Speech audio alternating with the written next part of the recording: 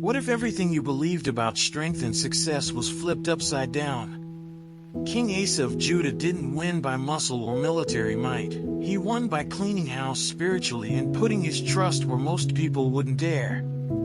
It's crazy to think that such radical obedience and faith could bring peace and victory in a world that often celebrates power over principle.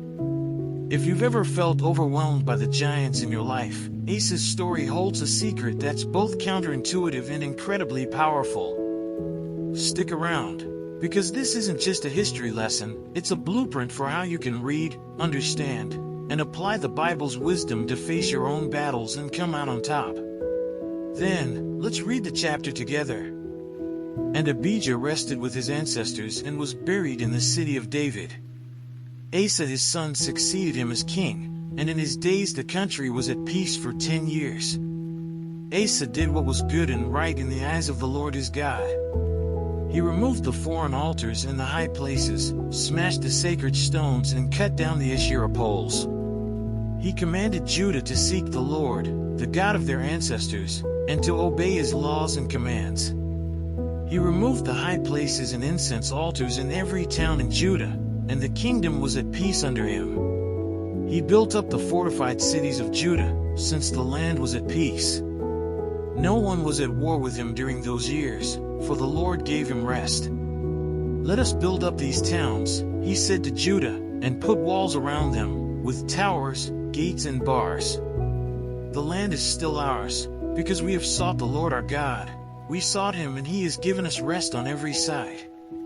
So they built and prospered. Asa had an army of 300,000 men from Judah, equipped with large shields and with spears, and 280,000 from Benjamin, armed with small shields and with bows. All these were brave fighting men. Zerah the Cushite marched out against them with an army of thousands upon thousands and 300 chariots, and came as far as Mareshah. Asa went out to meet him, and they took up battle positions in the valley of Zephath near Mareshah. Then Asa called to the Lord his God and said, Lord, there is no one like you to help the powerless against the mighty. Help us, Lord our God, for we rely on you, and in your name we have come against this vast army. Lord, you are our God, do not let mere mortals prevail against you. The Lord struck down the Cushites before Asa and Judah. The Cushites fled, and Asa and his army pursued them as far as Gerar. Such a great number of Cushites fell that they could not recover. They were crushed before the Lord and his forces. The men of Judah carried off a large amount of plunder. They destroyed all the villages around Gerar, for the terror of the Lord had fallen on them. They looted all these villages, since there was much plunder there. They also attacked the camps of the herders and carried off droves of sheep and goats and camels. Then they returned to Jerusalem. Let's say a quick prayer to thank the Lord for his mercy. God, thank you so much for what you showed me through Asa's story. It's wild how something written so long ago speaks so directly to my life today. I'm grateful for the clarity and the challenge. Now, I just ask for your help. Help me tear down the things that distract me from you. Give me the courage to pray when life gets heavy, and remind me that with you, I can face anything. Walk with me, guide me, and keep my heart steady. I can't do this without you. Amen. Now the question is, what are you going to do with this? Asa's story isn't some distant tale stuck in ancient scrolls. It's a mirror held up to your life right now. What idols do you need to tear down?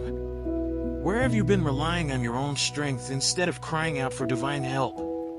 Maybe it's time to stop avoiding those overwhelming battles and start showing up with faith like Asa, heart full, knees bent, and eyes on something bigger than yourself. You've read the Bible, you've explored the chapters in 2 Chronicles 14, and now the invitation is real. Apply this. Start today. Clean house. Restore your altar. Face that impossible army.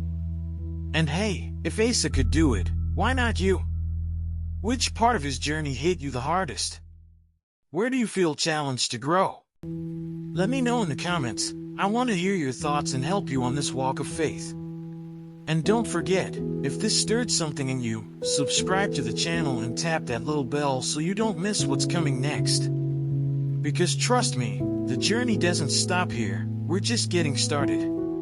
And, as always, don't forget to check the last video and learn more about the scriptures.